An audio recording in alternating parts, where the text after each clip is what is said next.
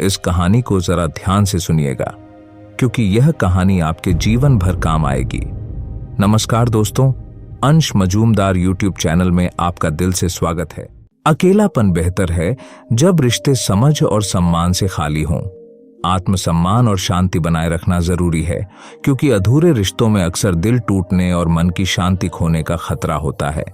सच्चा सुख खुद के साथ संबंध बनाने में है, न कि केवल दूसरों के साथ। एक समय की बात है, एक छोटे से गांव में संत सदानंद का आश्रम था। सदानंद एक अनुभवी संत थे, जो वर्षों से भक्ति और ध्यान में लीन रहते थे। उन्हें गांव और आसपास के क्षेत्रों में बहुत सम्मान मिलता था और लोग अपनी समस्याओं का समाधान पूछने उनके पास आते रहते थे। उनकी सरल और सच्ची बातें सभी के दिलों को छू जाती थीं। एक दिन एक युवक रामू संत सदानंद के पास आया। रामू के चेहरे पर चिंता की गहरी लकीरें थीं और उसकी आंखों में बेचैनी थी। संत ने उसे देखा और मुस्कुराते हुए पूछा, बेटा, क्यों इतने परेशान हो? क्या हुआ? रामू ने धीरे धीरे अपनी कहानी बताई। उसने कहा, गुरुजी, मैं अपने दोस्तों और रिश्तेदारों के बीच में घिरा हुआ हूं, लेकिन फिर भी अकेलापन महसूस करता हूं। मेरे दोस्त और रिश्तेदार मुझसे हर बार केवल अपने कामों के लिए मिलते हैं। वे तभी आते हैं जब उन्हें मुझसे कोई उम्मीद होती है। उनके बीच मुझे न तो कोई सच्चा प्यार मिलता है और न ही इज्जत। उनकी वजह से मेरे मन में हमेशा दुख और असुरक्षा का भाव रहता है। गुरुजी, क्या यह सही है? संत सदानंद ने रामू की बात ध्यान से सुनी और फिर उसे एक कहानी सुनाने का निर्णय लिया। उन्होंने कहा, बेटा, तुम्हारी स्थिति कई लोगों की तरह ही है।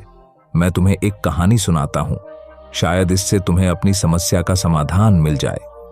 बहुत समय पहले की बात है। एक राजा था जिसका नाम विशाल था। राजा के पास हर प्रकार की सुख सुविधा थी, महल, सेना, संपत्ति और न जाने क्या क्या। लेकिन फिर भी उसके मन में हमेशा एक बेचैनी बनी रहती थी। उसे हमेशा लगता था कि उसके चारों ओर जितने लोग हैं, वे उससे केवल लाभ उठाने के लिए ही जुड़े हैं। उसे कहीं न कहीं विश्वासघात और धोखे का डर रहता था। राजा ने कई विद्वानों और संतों से अपनी चिंता साझा की, लेकिन उसे कोई समाधान नहीं मिला।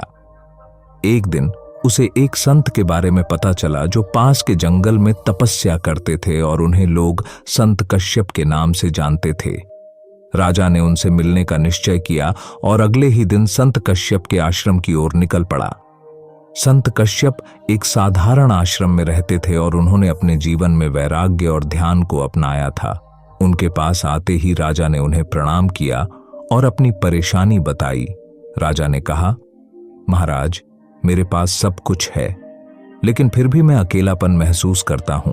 मेरे आसपास के लोग मुझे केवल मेरे धन और शक्ति के कारण सम्मान देते हैं। मुझे ऐसा महसूस होता है कि मुझे सच्चा प्रेम और अपनापन कहीं नहीं मिल रहा। क्या इस जीवन में कोई ऐसा रिश्ता हो सकता है जो सच्चा हो? संत कश्यप ने राजा की बात ध्यान से सुनी और मुस्कुराते हुए कहा, राजन, तुम्हारी समस्या का समाधान केवल सत्य और आत्मसमर्पण में है।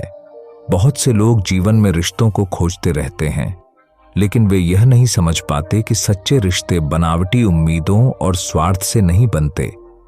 क्या तुम मेरे साथ कुछ दिनों के लिए यहां रह सकते हो? राजा ने संत की बात मान ली और उनके आश्रम में रहने का निर्णय लिया। वहां राजा ने देखा कि संत कश्यप के पास आने वाले लोग बिना किसी स्वार्थ के उनके साथ बैठते और उनकी बातें सुनते थे। संत सभी को अपनी सरलता और नम्रता से स्वागत करते थे और उनकी बातों से लोगों को शांति मिलती थी।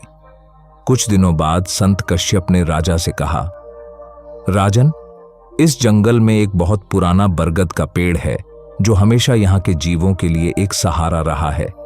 तुम आज उस पेड़ के पास जाओ और ध्यान करो। तुम्हें वहां पर अपने सवाल का उत्तर मिलेगा।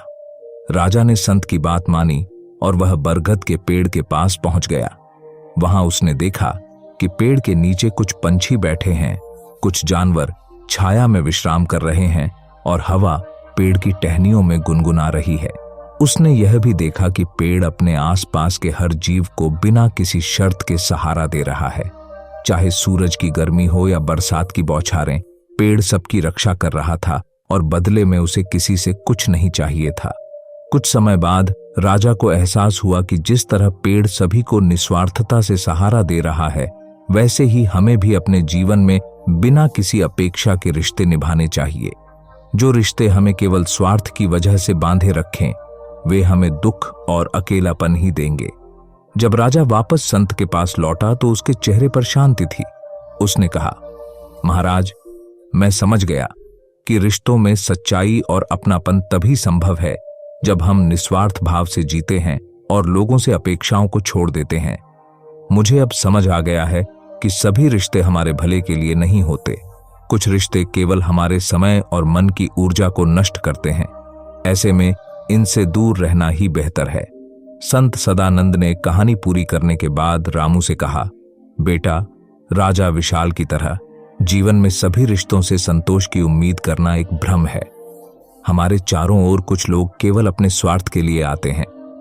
ऐसे रिश्तों को ढोने से बेहतर है कि हम अपने आप को शांत रखें और अपने मन को बिना किसी असुरक्षा के मजबूत करें। अकेलापन तब अच्छा है जब हमें सच्चाई और शांति मिलती है। अपने मन को संतुष्ट और आत्मनिर्भर बनाओ, और जो रिश्ते सच में सच्चे होंगे वे खुद तुम्हारे पास आएंगे। रामू ने संत की बात समझी और अपने जीवन में बिना किसी अपेक्षा के जीने का संकल्प लिया। उसने यह भी तय किया कि वह उन लोगों से दूरी बनाएगा जो केवल अपने लाभ के लिए उससे जुड़े हुए थे। धीरे धीरे उसने खुद को अकेले में भी खुश रहना सीखा और पाया कि उसके मन में पहले से कहीं अधिक शांति थी।